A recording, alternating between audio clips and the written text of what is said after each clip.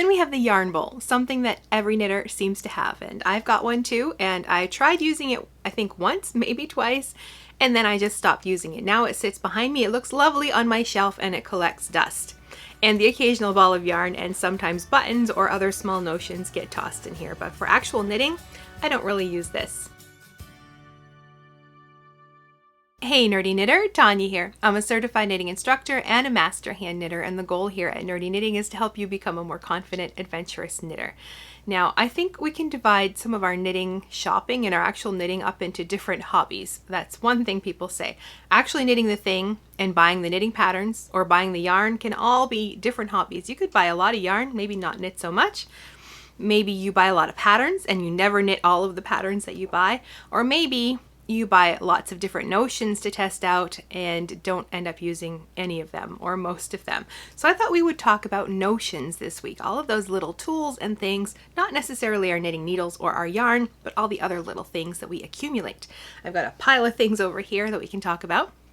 And I also asked other knitters on the YouTube community page here at Nerdy Knitting their thoughts about notions, especially the notions that they don't use or that they've tried to use and they just don't use them anymore because they found other things that they like instead, or just other methods of knitting where they don't even need those notions. And quite a few things seem to pop up continually. Cable needles, row counters, and stitch holders. So we're going to talk about those and a lot of other things, but specifically the things I ended up not using. Now, when I first started knitting, I think I went to Walmart or one of those big box stores and was looking at the notions and all of the things there.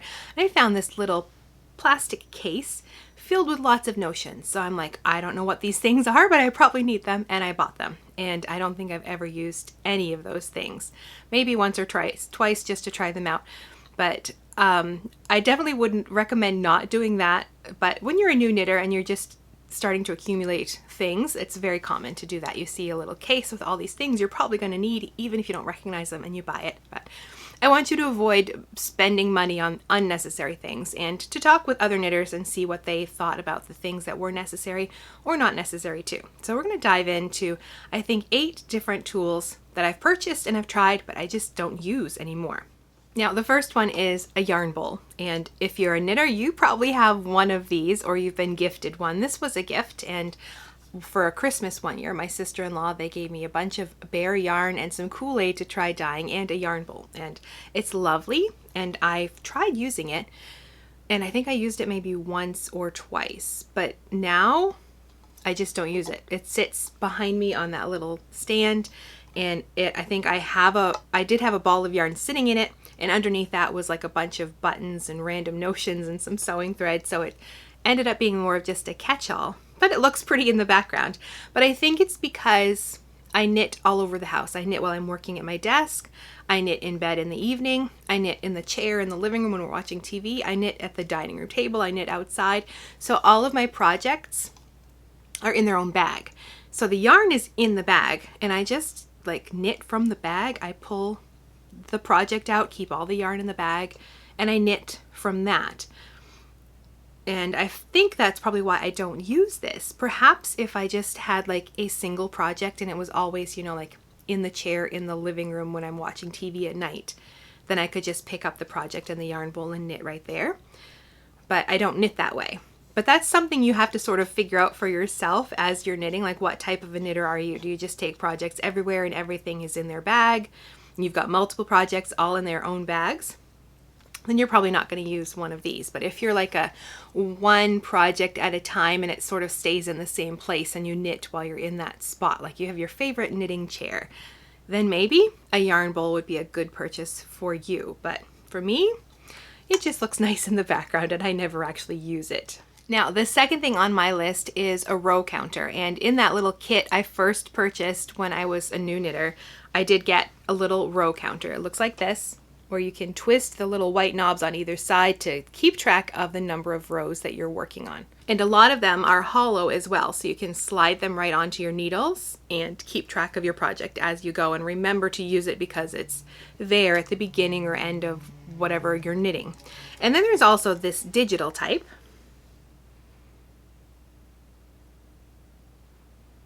which I think I got in a yarn box or something. I don't remember, like a subscription box. That sounds right, because I don't think I paid for this one. And it's the same sort of thing. You turn it on and then you press the button to keep track of the number of rows you're knitting. Now, they're wonderful little devices if you remember to use them, but I think because I'm so used to, with the master's program, you spend so much time like counting rows and stitches and stuff, you get really good at counting your rows. And this just felt like extra work. It didn't feel necessary. And after a while, it was just easier to pop in a little like light bulb ring marker, the little metal ones, which I do like. Those would be on the Notions I Love list. Then like every 10 rows, I would just pop a stitch marker in and I could keep track of my rows that way instead of using one of these. And we had a lot of people comment about row counters and how they've tried them and they don't use them anymore. Like this comment from Sarah. She mentions those stranded colorwork rings make more chaos than they fix. Now, I just bought one of those and I haven't tried it, so I'm going to have to give that a try. But maybe that's a different issue completely, where you buy Notions to test them and then you end up with Notions you never use. But they're not expensive, those little rings, and I wanted to test it out. But anyway, back to our row counters. And she's tried different row counters for a while, but she can't be bothered anymore. She just uses an interval and places a bulb pin every so many rows to keep track. That's exactly what I do. I just use a little stitch marker and keep track, usually every 10 rows or rounds. And then Moonbasket says the row counter. I have a finger one that I never use. I just make tally marks in my notebook instead. I've tried using the row counter, but I just don't trust it. I'm always worried I pressed the button by accident and the row count isn't accurate. So instead of counting, he uses tally marks. I know a lot of knitters do that as well. They have like their knitting notebook and they keep notes about like where they are in their project along with like counting things with tally marks. So that's a really great idea too. Then Crafty Clark says, there are so many Notions I have that were okay the first couple of times, then I made or really modified a more user-friendly item, such as the row counter, where I joined 5 to 10 round stitch markers together with jump rings. When I go through each marker, I place a light bulb marker on the fabric to represent how many rounds I knitted. That sounds like a really cool method. I have to stop and like think about what she means in my head, but I think that would be a really great way to keep track of your rounds too. And then another one, lucky for me, I have nothing to regret when it comes to my purchases. As for things I don't use, row counters for one. I inherited a couple and they just sit there, as the few times I tried them, I'd forget to use them to keep track and found them annoying. And then she also mentions cable needles, which we'll get to as well. Then Holly and Mistletoe, row counters as well for her. People have given her several. For a while, Hobby sent me one with every order. Like they couldn't sell them, so they were just giving them away. And then she also mentioned stitch markers, which we're going to get to next. So her comment is she uses them when she's casting on like a long length of something like a sweater that needs 316 stitches. She puts a marker every 50 stitches and then takes them out on the next row. Otherwise, useless. So I'm the opposite camp. I like my stitch markers for counting my rows and putting between like lace repeats, marking stitches, working sock heels. I use them quite a bit, but only certain ones. So that's what I wanted to talk about next, is the type of stitch markers that you use. There are some I just don't like the little tiny stitch markers that have these little lobster claw attachments. Like it's an adorable stitch marker, very, very cute. But I find like, I don't like them sitting on my needle. It just feels like, if you ever wear a charm bracelet, you either love them or you hate them. I don't like them. Like I love to look at them, but it's just too much dangling and going on. And I feel the same with my knitting. When this is hanging on either the needle itself with my project, or I've tried putting it like in a stitch to mark a stitch, and then it feels like it's just snagging on that stitch. So I don't like them. I've tried them, don't like them. And I'm not the only one. Like this comment, I know they are very popular, but those progress keepers with the lobster clasp, I think it's the clasp I don't like. I have at least 50 of them. Some are so cute I couldn't resist. Little cups of hot chocolate or pieces of cake, sets and themes like Harry Potter and Game of Thrones. They get caught in my knitting, almost ruined a project, and just finally stopped buying them. So yes, they are super adorable, but I just don't like them. But I'm sure there are people who love them and love them hanging on their projects or on their needles. But I think it's like the charm bracelet. Like if you are the type who wears one and then you got to take it off because it's just too much jangly noise, then you might be in the camp where this is too much as well. Maybe. That's just a theory. Lavender O agrees. She says heavy decorative stitch markers are just not it. They're cute as can be, but just not functional. She also says she rarely uses stitch holders either. We're going to get to stitch holders soon. Now, the other type of stitch marker I just don't like are the little round split rings. Now, I love all the little rings that are closed that will sit on your needle. And like if you're using lifelines, you know, you can have your markers still on the lifeline, those closed round markers. Love those. But I don't like the little split rings ones. I've tried them and they always seem to get wound up in my yarn overs or my lace or my stitches, or if I use them to mark a stitch, they never seem to stay in place. They seem to like untwist and fall out. So I don't love those. And Sarah agrees with me. She also talks about cable needles, which we'll get to, but then at the end of her comment, also those split rings that you twist into your work. They always work themselves free. And then she also mentions stitch holders, which we'll get back to as well. So I do love stitch markers and I use them a lot, but just not those two types. And I've bought them, tried them, found out I didn't like them.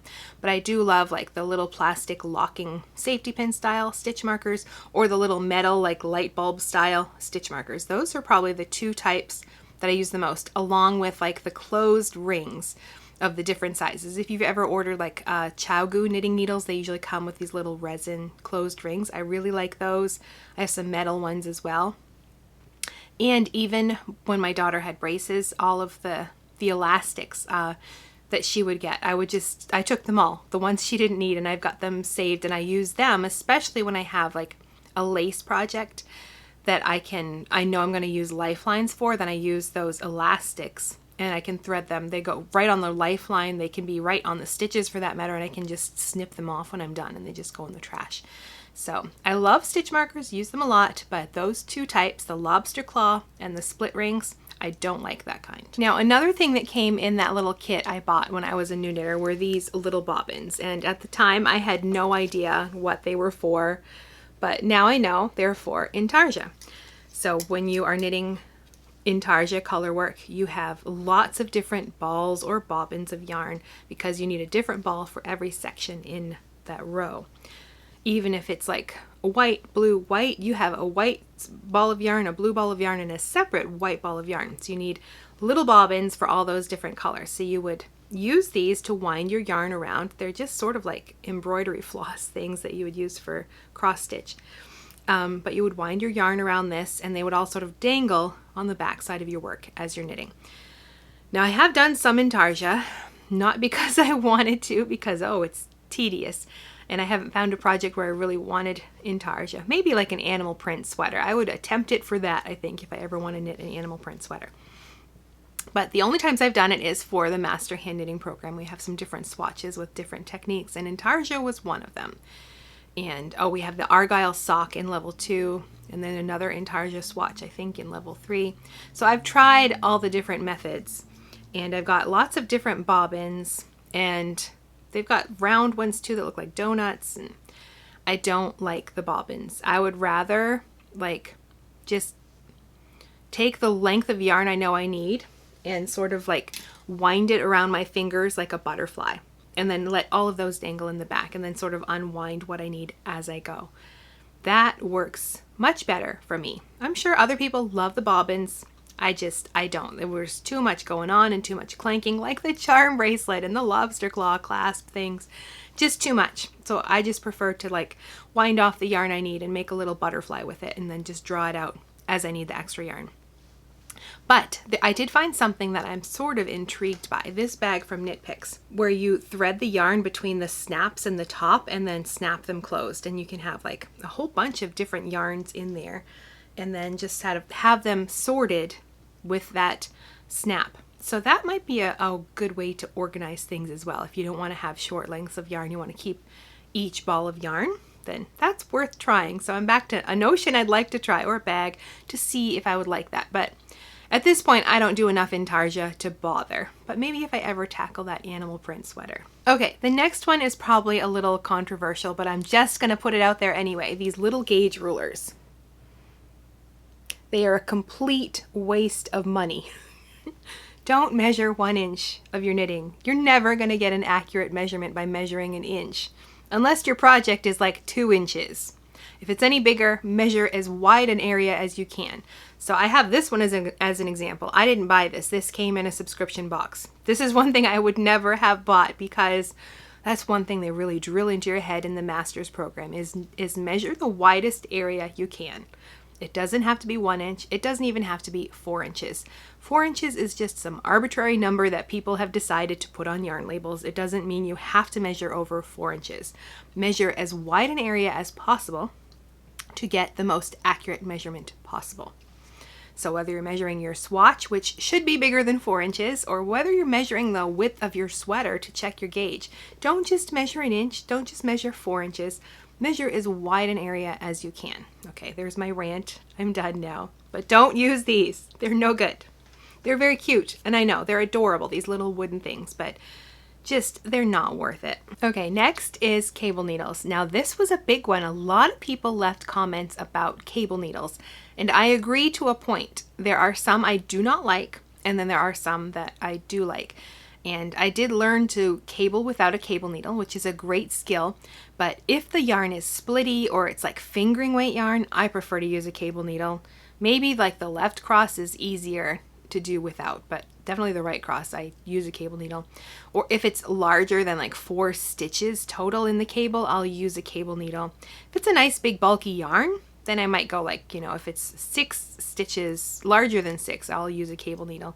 But if I can get away without one, I will definitely try. Or those complicated cables where you've got crossings in different directions, then I definitely use them. But there are some I don't like. I first purchased some of these plastic ones that you might have seen. I mean, you can see them, they're everywhere. These I do not like. They're too big for one thing. For most, I mean, they're just way too big. You want something that's smaller than your stitches, and these are really thick, really big cable needles. And the shapes I don't love either. Well, I like the shape of the pink one. I don't like the shape of this blue one. But again, that's personal choice. A lot of people like different shapes for their cable needles. Now, for the cable needles I do like, this is probably my favorite one. I prefer a slippery one. I don't like wood or plastic where it feels like it's getting stuck in there. I like this U bent shape. I like the metal. It works well for all of the cables I do, and then I like that the stitches can sit in the center and sort of like just stay there. They're not going to fall off when they're in the middle of that curve, even with this metal tip. I have seen little like bamboo wooden ones. Those look pretty nice too. And if you like a straight one, then one like that would be good because the bamboo is a little more sticky. Like I wouldn't do a straight metal because they would slide right off. It would be wouldn't be great. But the U shape I like. And I also like this thing. It's called a Flox. It's bendable. It's almost like a little circular needle. This one is nice too. You can use it to hold individual stitches, and I like to use it for cable knitting as well. Especially when it's a slippery yarn, and I'm afraid it's going to slip off my metal cord or metal cable needle, then I'll use this one. And I also like to use double pointed needles if I can find short ones, and thin ones. You don't want something that's bigger than the stitches that you're creating, because then it's just hard to get it in and out and use it or knit off it or whatever. And I'm not alone. There were a lot of comments about cable needles. It's when I really thought I needed a cable needle, but realized when I used a DPN as a cable needle one day while I was out of the house and didn't have one, not only does a DPN or a 9-inch circular work just as well for me, I also prefer it. I love the idea of trying those shorty circulars as a cable needle. That's a good idea too. And then this comment, lucky for me, I have nothing to regret when it comes to purchases. Good for you. I've bought lots of things I don't use anymore. As for things I don't use, row counters for one. I inherited a couple and they just sit there, as the few times I tried them, I'd forget to use them to keep track and found them annoying. So row counters we've discussed. And then also cable needles. She prefers a 5-inch DPN. And then Sarah, she mentions cable needles, especially the ones with the bend on them. They are too slippery and the size is never quite right for the project. Much easier to use a DPN of a slightly smaller size or to learn to do them without a cable needle at all. Definitely a good tip. And then another comment, cable needles, just use an open stitch marker to keep my stitches from sliding and it works great. And I love that. I've never actually tried to just put them on a stitch marker, but I think that would really work well now that I'm thinking about it. I have to give that one a try. And then another comment, cable needles, I can't figure out how to use it without stitches falling off. Planning on trying a flexible DPN next time I attempt cables. That's a good idea too. So instead of a shorty needle, a flexible DPN, that would work. I like that idea. So lots of things you can use instead of a cable needle that you probably already have in your notions or your needles. I find cable needles to be completely useless. They slide around too much and are difficult to hold. I just use a DPN when I'm cabling now. And the last comment, I don't use cable needles anymore. So there's a mix. A lot of people don't use them. A lot of people use DPNs or other things. I do like them. I have two that I use when I need to. If I can cable without a cable needle, that's even better. But there's lots of other ways to work those cables without a cable needle. Another thing that came in that little kit I first purchased were these needle tips or point protectors or whatever you call them. And I've tried other things as well for managing and wrangling needles, like these little coils, which I also don't really like. The problem with these is I don't know if they got too cold or something, but they start to break. The coils start to snap off a little bit. And they do come in different sizes, which is nice. And you use them to hold your needle tips together, and that works. But if you're using really sharp needles, I would find that sometimes they would still sort of poke out of my bag. So I don't love these. And these little needle tips, I don't really love those either. I tried them and they seem to fall off and they don't really stay in place. So I'm still searching for the needle things that I like. I have found for my circular needles, I love these needle keepers. You slide both of your needles into the rubber end and they just they're noisy. They clang around on that metal, but they're nice and sturdy. Your project's not going anywhere. Your needles are sort of trapped in there and they're not going to poke through your project bag. I do have one of these or a couple of these for double pointed needles when you have your DPN project going on, but I don't really love it. And it feels really flimsy. It's cardboard. I mean, it's a sturdy cardboard, but it's still just cardboard. So this one I'm kind of ambivalent about. I do use DPNs often enough that I would like to have something to protect the needles in the project and keep the project from sliding off.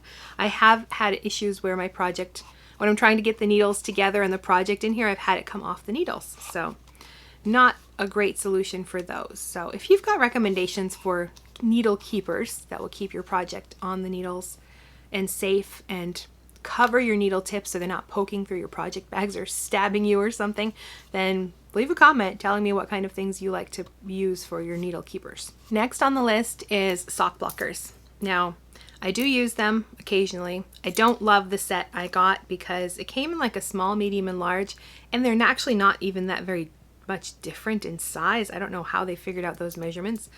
I only use them when I'm doing sock tutorials and I've just finished a pair of socks, and I wash them and I stick them on there just to get them nice and smooth and flat.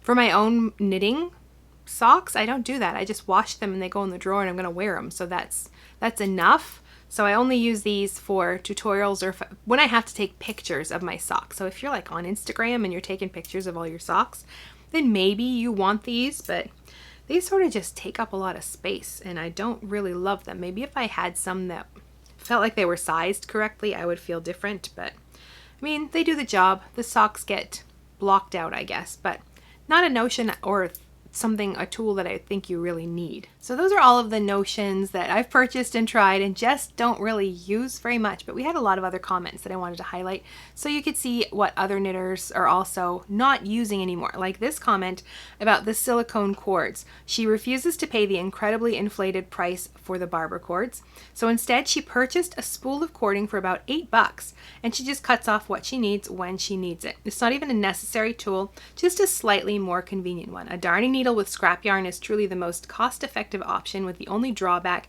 having to maneuver the stitches back onto your needle.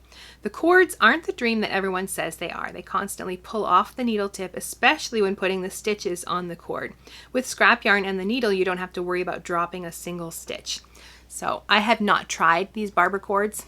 They look intriguing to me. Basically, it's just a hollow tube and you slip the tip of it onto your knitting needle, and then you slide your project onto this length of cord, and then you can take it off the needle after you've slid everything over. So I can see how that could come off when you're sliding your project over, depending on how many stitches you've got on there. And I've looked at them and they are pretty expensive just for a simple plastic tube. It does seem overpriced, so this is a good tip. But yes, like her, instead of stitch holder, I do have some stitch holders I like. I'm gonna have to do another video about the things I like, where it's basically a DPN and it's got like a thing that snaps over to hold the stitches in.